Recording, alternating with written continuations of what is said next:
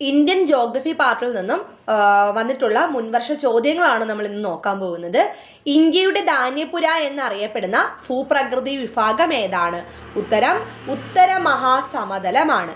Indian parliament പരിസ്ഥിതി സംരക്ഷണ നിയമം പാസാക്കിയ വർഷം 1986. അപ്പോൾ 1986 ഇന്ത്യൻ പാർലമെന്റ് പരിസ്ഥിതി സംരക്ഷണ നിയമം പാസാക്കിയത്.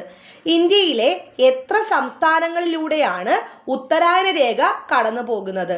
8 സംസ്ഥാനങ്ങളിലൂടെയാണ്. അപ്പോൾ ഇന്ത്യയിലെ 8 സംസ്ഥാനങ്ങളിലൂടെയാണ് ഉത്തരായന രേഖ കടന്നു പോകുന്നത്. ബൊക്കാറോ ഇരുമ്പുരുക്കുശാല ഏത് രാജ്യത്തിന്റെ സഹായത്തോടു കൂടിയാണ് ഇന്ത്യയിൽ ആരംഭിച്ചത്?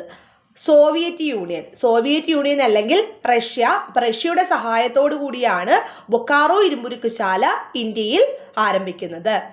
മഞ്ഞ് തീനി എന്നർത്ഥമുള്ള പ്രാദേശികവാദം ചിനൂക്ക് എന്ന കാറ്റിനാണ് മഞ്ഞ് തീനി എന്ന് അർത്ഥം വരുന്നത്.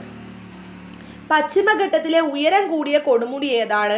എല്ലാവർക്കും അറിയാവുന്നതാണ്, ആനമുടിയാണ്. 2695 മീറ്റർ ആണ് ആനമുടിയുടെ ഉയരം വരുന്നത്.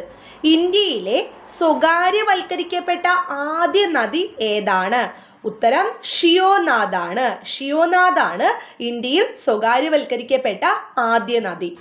ഓഖി ചുഴലിക്കാറ്റിൽ സമുദ്രത്തിൽ അകപ്പെട്ട മത്സ്യത്തൊഴിലാളികളെ രക്ഷപ്പെടുത്തുന്നതിനായി നാവിക വ്യോമസേനയും കോസ്റ്റ് ഗാർഡ് സംയുക്തമായി നടത്തിയ സുരക്ഷാ നടപടിയാണ് ഓപ്പറേഷൻ സിനർജി. ഓർക്കുക. സർദാർ സരോവർ ജലസേചന പദ്ധതി സ്ഥിതി ചെയ്യുന്ന നദി നർമ്മദാ നദിയിലാണ് സർദാർ സരോവർ ജലസേചന പദ്ധതി സ്ഥിതി ചെയ്യുന്നത്. ഹിരാക്കുഡ് അണക്കെട്ട് സ്ഥിതി ചെയ്യുന്ന നദി ഏതാണ്? മഹാനദി.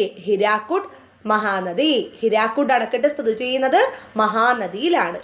ഇന്ത്യയിലെ ഏറ്റവും പഴയ വ്യവസായം പരുത്തിത്തുണി വ്യവസായമാണ്. ഇന്ത്യയിലെ ഏറ്റവും പഴയ വ്യവസായം ഏതാണ്? പരുത്തിത്തുണി വ്യവസായം. ഇന്ത്യയിലെ ഏറ്റവും വലിയ കാർഷിക വ്യവസായവുമാണ് പരുത്തിത്തുണി വ്യവസായം. അപ്പൊ ഇന്ത്യയിലെ ഏറ്റവും പഴയ വ്യവസായം ചോദിച്ചാലും ഇന്ത്യയിലെ ഏറ്റവും വലിയ കാർഷിക വ്യവസായം ചോദിച്ചാലും പരുത്തിത്തുണി വ്യവസായമാണ് ഉത്തരം വരുന്നത്.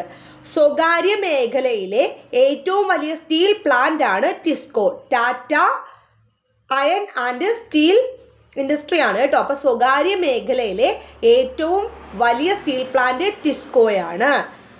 കുംഭമേള ആഘോഷിക്കുന്ന സംസ്ഥാനങ്ങളാണ് ഹരിദ്വാർ, അലഹബാദ്, നാസിക്, ഉജ്ജയിനി എന്നിവ.